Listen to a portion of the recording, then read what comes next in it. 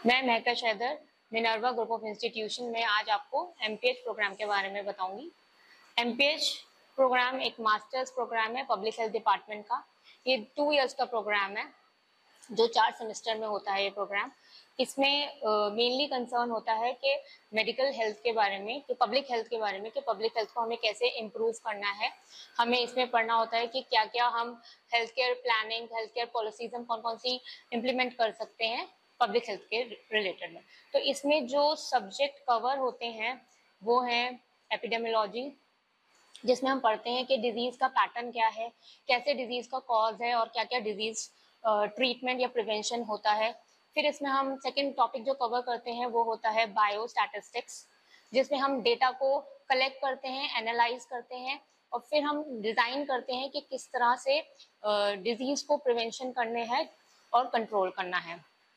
Third हम इसमें होता है एनवायरमेंटल हेल्थ के बारे में, कि कौन कौन से इश्यूज हैं जिससे हमारी डिजीजेस होती हैं, वो भी हम इसके अंदर कंसर्न करते हैं, स्टडी करते हैं। फिर एक टॉपिक आता है इसके अंदर हेल्थ प्रोग्राम का, कौन कौन से हेल्थ प्रोग्राम है जो गवर्नमेंट ने स्टार्ट करे हैं, जैसे मलेरिया इरेडिकेशन प्रोग्राम और एड्स कंट्रोल प्रोग्राम। तो उनमें वो पॉलिसीज जो भी प्रोग्राम्स हैं वो ढंग से अप्लाई हो रहे हैं, कौन से लेवल पे अप्लाई हो रहे हैं, वो हम सब इसमें पढ़ाते हैं और इसमें हम ये सब कवर करते हैं। और इसके अंदर कवर होता है फूड एंड न्यूट्रिशन, कि फूड एंड न्यूट्रिशन में हम क्या कौन कौन सी न्यूट्रिशन पेशेंट को देनी चाहिए, कौन कौन सा सेक्टर है जिनमें चाइल्ड है सेक्टर जिनमें न्यूट्रिशन उन्हें नहीं मिल रहा है, तो कौन कौन सी पॉलिसीज हैं जो गवर्नमेंट ने स्टार्ट करी हैं जिनके अंदर हमें ये न्यूट्रिशन बच्चों को मिल रहा है कि नहीं मिल रहा है, तो वो सब इसके अंदर, और सेफ्टी और बाकी सब प्रोग्राम्स इसके अंदर बारे में पढ़ते हैं हम। फिर हम इसके अंदर पढ़ते हैं सोशल एंड बिहेवियरल साइंसेस, जिसमें हम पढ़ते हैं कि कौन कौन से अदर सोशल रीजंस हैं जिनकी वजह से डिजीजेस हो रही हैं या हेल्थ रिलेटेड इश्यूज हो रहे हैं, वो सब इसके अंदर हम कंसर्न पढ़ते हैं और स्टडी करते हैं।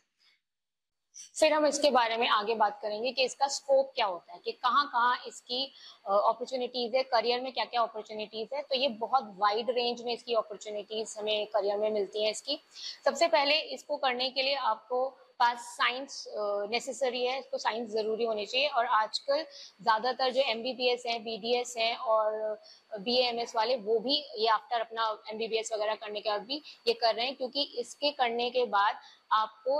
गवर्नमेंट में सेक्टर में, हेल्थ डिपार्टमेंट में या नॉन गवर्नमेंट ऑर्गेनाइजेशंस में आपकी जॉब की प्लेसमेंट या जॉब की बहुत आगे बढ़ जाती है, कि जॉब की चांसेस आपकी इंक्रीज हो जाती हैं, कि आपको चांसेस ये करा होना है, अगर आपने पब्लिक हेल्थ डिपार्टमेंट में आपने मास्टर्स किया है तो आपकी जॉब की रेट बहुत ज़्यादा इंक्रीज हो जाती है। और आपको इसमें और जो आपको जॉब्स लग सकती है, इसका स्कोप में ये है आपको कि आप हेल्थ केयर एडमिनिस्ट्रेशन में आपका प्लेसमेंट हो सकता है। हेल्थ केयर एडमिनिस्ट्रेशन में आपको हेल्थ केयर डिपार्टमेंट में, जैसे कि NRHM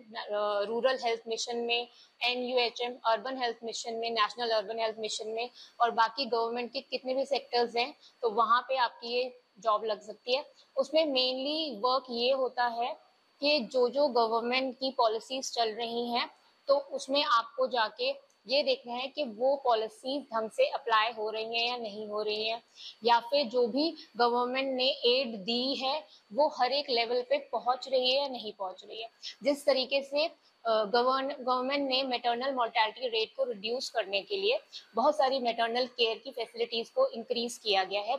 फ्री मैटरनल सर्विसेज दी गई हैं हॉस्पिटल्स में, पब्लिक हेल्थ सेंटर्स में, private primary health care centres में। तो वो जाके चेक करना कि उनको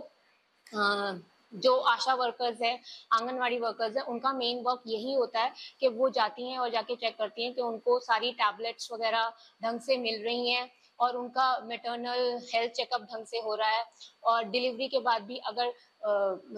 जो बेबी है उसको वो न्यूट्रिशन प्रॉपर से सप्लाई हो रहा है, जो जो फैसिलिटीज उनके मिलनी चाहिए वो गवर्नमेंट जो हमें फ्री में प्रोवाइड कर रही है वो हर एक लेवल पे पहुंच रहा है कि नहीं पहुंच रहा है। तो इसलिए इस सारे को जो एनालाइज करता है, जो व्यू करता है इन सारी चीजों को, वो सारा कुछ पब्लिक हेल्थ एडमिनिस्ट्रेशन में आता है। पब्लिक हेल्थ डिपार्टमेंट वाले का ये एक मेन वर्क होता है, जो कि जॉब, जिसमें जॉब्स हमारी आसानी से इसमें मिल जाती हैं। फिर दूसरा एक सेक्टर होता है हेल्थ पॉलिसी एनालिसिस। इसमें गवर्नमेंट ने जैसे national health policy, population policy जो भी गवर्नमेंट ने हमारी इम्प्लीमेंट कर रही है, तो उनमें पॉलिसीज में क्या क्या चेंजेस लाने हैं या फिर वो पॉलिसीज अच्छी तरह से इम्प्लीमेंट हो रही हैं या नहीं हो रही हैं, वो जो चेक करते हैं वो भी पब्लिक हेल्थ डिपार्टमेंट होता है। वो भी एक काम, इनका एक जॉब का प्रोस्पेक्ट होता है, जॉब का वर्क है उनका, और वो वर्क कर सकते हैं as a health policy analyst की तरह। फिर एक नया आता है जो उसके बहुत ज्यादा इंपॉर्टेंट है, वो है यहाँ पे कि आफ्टर डूइंग एमपीएच आप कर सकते हैं एपिडेमियोलॉजिस्ट, आप बन सकते हैं एपिडेमियोलॉजिस्ट। एपिडेमियोलॉजिस्ट वो होते हैं जो ये स्टडी करते हैं कि बीमारी का पैटर्न क्या है, उसका मेन कॉज क्या है, कौन कौन से लेवल पे हम डिजीज को प्रिवेंट कर सकते हैं, कहाँ पे ये डिजीज ज्यादा है, हम उसका पूरा सर्वे कर सकते हैं। तो आप ये भी कर सकते, ये भी आप इसके अंदर सारा कुछ वर्क होता है। तो एपिडेमियोलॉजिस्ट मेनली क्या करते हैं, जिस तरीके से अब हमारे देहरादून में जैसे डेंगू का बहुत ज्यादा बीमारी फैल रखी है, तो उनका वर्क ये होगा कि वो वहां पे जाके सर्वे करेंगे कि कौन कौन से एरियाज में ये बीमारी ज्यादा है, सैंपल्स लेंगे वहां पे, और वहां पे उसमें कौन कौन से प्लानिंग या प्रिवेंशन कैसे करना है, वो सब उनका मेन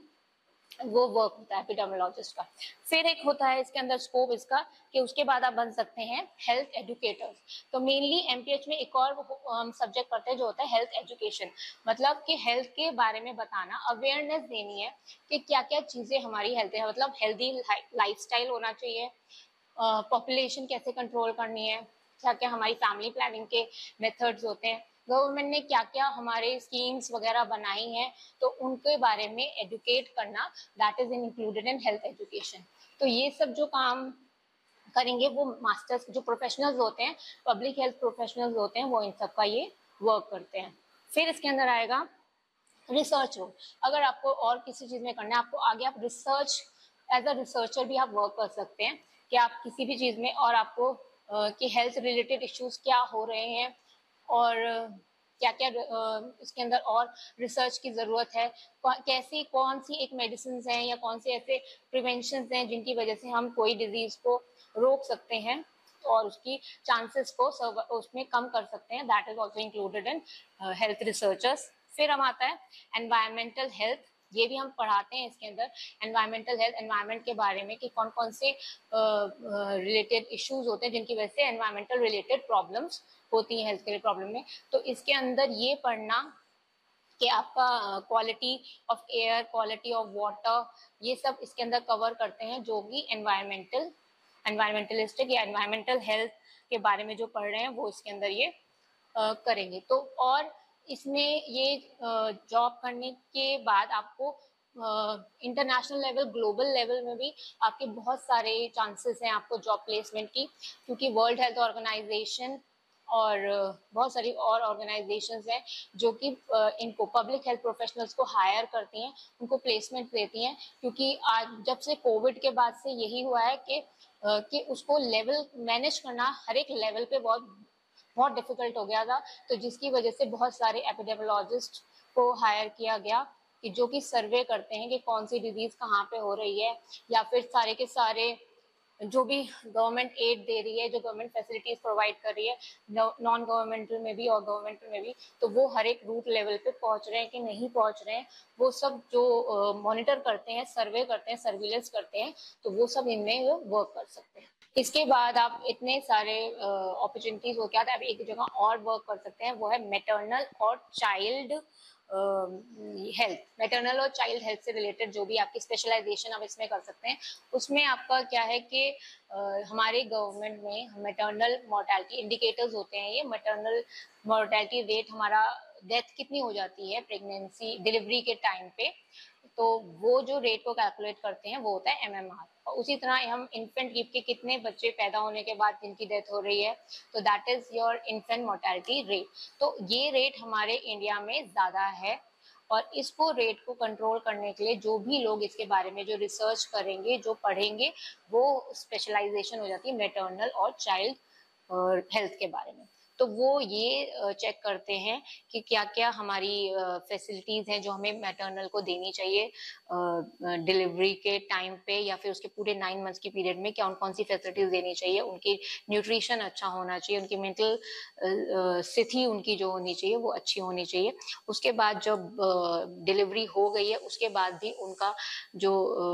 हेल्थ कंडीशन है उनकी वो अच्छी है कि नहीं है, फिर जो बेबी हुआ है, जो इन्फेंट हुआ है, उसको प्रॉपर न्यूट्रिशन मिल रहा है कि नहीं मिल रहा है, क्योंकि बहुत सारी ऐसी डिजीजेज हैं हमारे इंडिया में, जैसे जो न्यूट्रिशन के बेस्ड डिजीज है, वो खाना प्रॉपरली नहीं मिल पाता है, जैसे कि प्रोटीन की डेफिशिएंसी की डिजीजेज होती हैं, क्वाशियोर्कर और मरासमस वगैरह डिजीजेज होती हैं। तो वो सब ये देखना कि बच्चा को प्रॉपरली उनको न्यूट्रिशन मिल रहा है कि नहीं मिल रहा, अप टू 5 years ऑफ एज। इसलिए गवर्नमेंट ने मिड डे मील प्रोग्राम भी स्टार्ट करा हुआ है कि जिसमें गवर्नमेंट चेक करता है कि न्यूट्रिशन बच्चों को हर एक लेवल पे इस टाइम पे मिल जाना चाहिए। तो वो भी इसके बारे में रिसर्च करना कि इनमें मिल रहा है नहीं मिल रहा है और क्या क्या हम कर सकते हैं। तो जिस तरह से ये आंगनवाड़ी वर्कर्स या आशा वर्कर्स जो होती हैं विलेज लेवल पे हर एक घर में जाके ये उनको फैमिली प्लानिंग के मेथड्स के बारे में भी बताती हैं, उनको ये बताती हैं कि 9 मंथ्स के पीरियड में आपको कौन कौन सी टैबलेट्स खानी है, फोलिक एसिड टैबलेट्स खानी है, फिर आपको आफ्टर डिलीवरी बच्चे को फीडिंग करानी है, उसके लिए क्या न्यूट्रिशन उसको क्या होना चाहिए। तो इस बारे में भी जो हमें पढ़ाते हैं उसके अंदर सब ये पब्लिक हेल्थ पे ये आता है और इसमें ये जॉब प्लेसमेंट यहाँ पे भी इसमें अच्छी जॉब प्लेसमेंट मिल जाती है। फिर एक होता है कि अगर आप एक एकेडमिक्स में जा सकते हैं, पब्लिक हेल्थ डिपार्टमेंट में आप वर्क कर सकते हैं, इसके अंदर आप एजुकेशन दे सकते हैं और आगे ग्रेजुएट्स को या आगे अपकमिंग स्टूडेंट्स को आप इनके बारे में पढ़ा सकते हैं कि जो जो इसके अंदर हैं ये प्रोग्राम, तो आप वर्क कर सकते हैं एज अ एसोसिएट प्रोफेसर वगैरह की तरफ एकेडमिक्स में आप इसके अंदर ये जा सकते हैं। फिर है आपके बहुत सारी एनजीओज हैं जो नॉन गवर्नमेंट ऑर्गेनाइजेशंस हैं जो कि जो हमारा मौजूदा स्वास्थ्य का स्तर है, हेल्थ का स्टैंडर्ड है, वो इनको इम्प्रूव करना चाहते हैं। तो आप उनके साथ भी उनको जुड़ के आप ये अपना प्लेसमेंट आपको मिल सकती है नॉन गवर्नमेंटल ऑर्गेनाइजेशन में, जिनका मेनली कंसर्न यही होता है कि हेल्थ स्टैंडर्ड को, हेल्थ को इम्प्रूव करना, पब्लिक हेल्थ को इम्प्रूव करना और जो हेल्थ रिलेटेड प्रॉब्लम्स हैं उनको असेस करना कि वो ग्लोबल लेवल पे, कम्युनिटी लेवल पे और नेशनल लेवल पे किस तरीके से हैं। ये हमारा मेन इसके अंदर इशू होता है। और आप इसके अंदर आजकल क्या हो रहा है कि बहुत सारी जितनी भी कंपनीज हैं बड़ी बड़ी, जो रिलायंस है वगैरह, यहाँ पे जितने भी वहाँ वर्कर्स करते हैं, तो वहाँ पे भी उन्होंने ऐसे प्रोफेशनल्स को हायर करते हैं, वो प्लेसमेंट उनको देते हैं जिनका मेन वर्क होता है कि सर्वे कलेक्ट करना, एनालाइज करना कि जितने भी वहाँ के वर्क, जो भी वहाँ की पूरी टीम है जो वर्क कर रही है वहाँ पे, उनका हेल्थ कंडीशंस कैसी है, तो वो पूरा डेटा कलेक्ट करते हैं, एनालाइज करते हैं कि उनकी मेंटल हेल्थ कंडीशन या अदर कंडीशंस का उनका सर्वे किया जाता है, ताकि वो जिस एनवायरनमेंट में वर्क कर रहे हैं वो अच्छा है कि नहीं है। तो ये भी इसके अंदर इंक्लूड होता है।